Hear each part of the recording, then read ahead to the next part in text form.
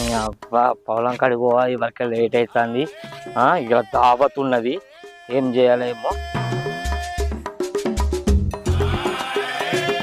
ఎవరు వస్తలేరు, అబ్బాకు లేట్ అవుతుంది, టైం చూస్తేమో అదే దావత్ ఉన్నది, ఏం చేయాలి.